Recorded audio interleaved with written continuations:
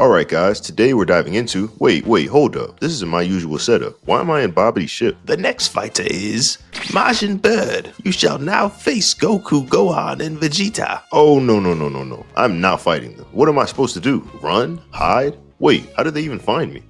Of course, Bobbity must have tracked my IP address. He found me before I could even try to escape. Good thing I have Aura VPN, today's sponsor. It hides your location so even Bobbity himself won't be able to find you. It's on us to protect ourselves, and that's why I use Aura. Aura keeps you safe online by masking your IP address, stopping creeps like Bobbity from tracking you. It also finds data brokers selling your personal information and removes you from their list, meaning less spam, fewer scams, and more privacy. But that's not all. Aura also monitors the dark web 24/7 and alerts you if your personal info is leaked. If someone like a hacker or maybe even Bobbity tries to access your bank account, Aura will notify you instantly. Where did that coward run off to? I was looking forward to a fight. This is impossible. He was right here. Guess we have to fight someone else. Fine. The next fighter would be Pui Pui. Wait, me? See, even Bobbity's magic can't track me when I'm using Aura. If you want to stay safe online, make sure to grab Aura today. Click the link in the description for a 14-day free trial. Also, check out the pinned comment below.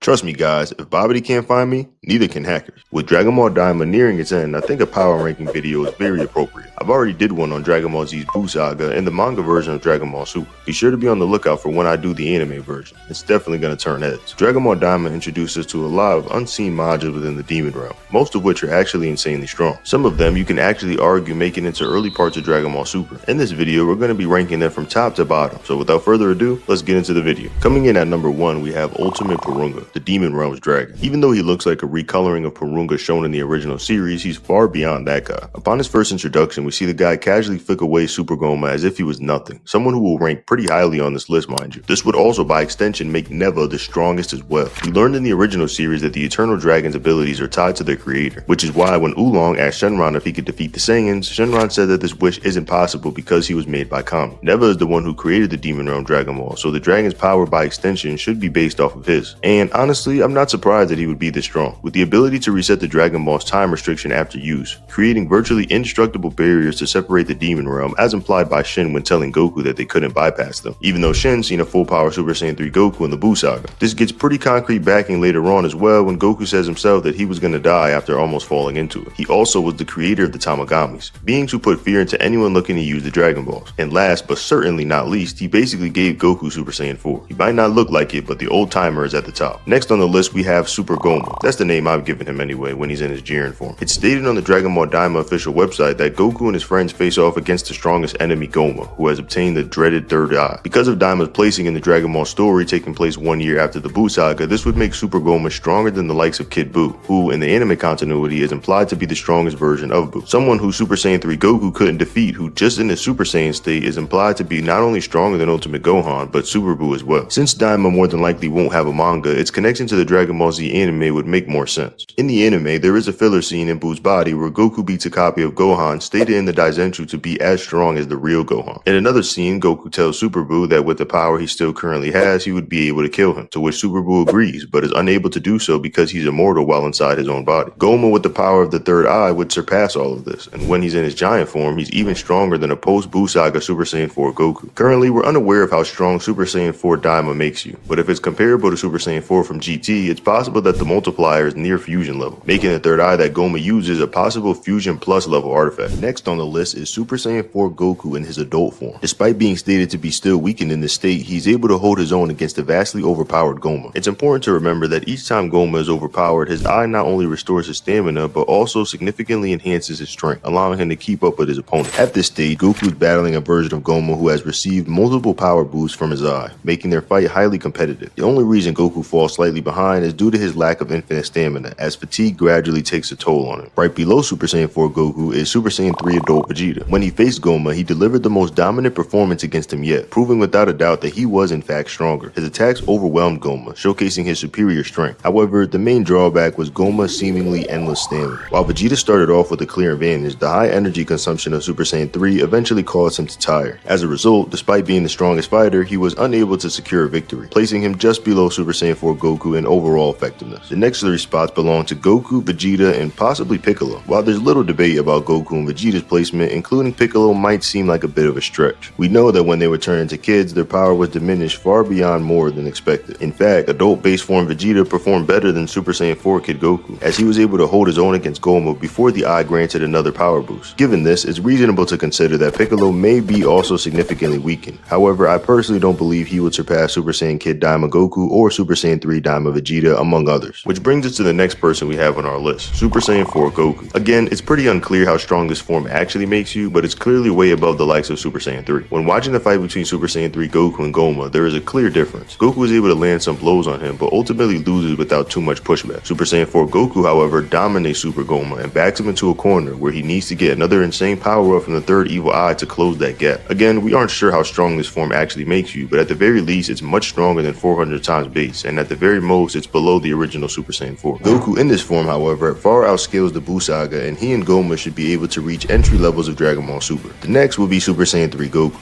The gap between Super Saiyan 3 Goku and Goma is massive, but in the same way, so is the gap between Super Saiyan 3 Goku and the rest of the characters below him. You see, before Goku turned Super Saiyan 3, all of the main cast were fighting Super Goma at once and couldn't even get a direct hit in on him. When charging up all their strongest attacks, Super Goma easily reflects them all back with his barrier in a Broly-like fashion. Only Goku, Majin Buu, and Tamagami 1 are still able to stand up to him. Super Goma then unleashes another attack with intentions to finish Goku off. The attack was so powerful that Buu and Tamagami 1 couldn't hold it back. When Goku transformed into a Super Saiyan 3, however, with just his aura alone, he's able to repel the attack. In Super Saiyan 3, he performs better than everyone else did when working together, so this is where we will put Super Saiyan 3 Goku on the list. The next spot on this list is a bit contentious. I'd say Super Saiyan 3 Vegeta, but I am a bit hesitant to do so. The main reason is because he didn't use it in the fight against Super Goma. His reason for not doing it is rather important as well, because if it's that he can't, that would work in favor of him being next on the list. But if he did it because he didn't think it would make a big difference, then it becomes contentious. Super Saiyan 3 Majin Buu is a very plausible candidate for being next on the list as well, as he performed better than Vegeta did against Super Goma. After receiving a cookie from Majin Buu, it seems like he was on par with Super Saiyan 3 Goku for a moment during their team up. He was able to land hits on him that he couldn't prior, and even Arinsu questions what kind of magic did they use together, implying relativity. Again, Vegeta didn't use Super Saiyan 3 in this fight, so it's hard to say who would win between the two of them. But since Buu's power up doesn't seem to last very long, I'll give it to Vegeta, but again, it's very debatable. Like honestly, Vegeta, why didn't you just transform? The next on the list, we have the natives of the giant planets, Planet Mega and Planet Giga.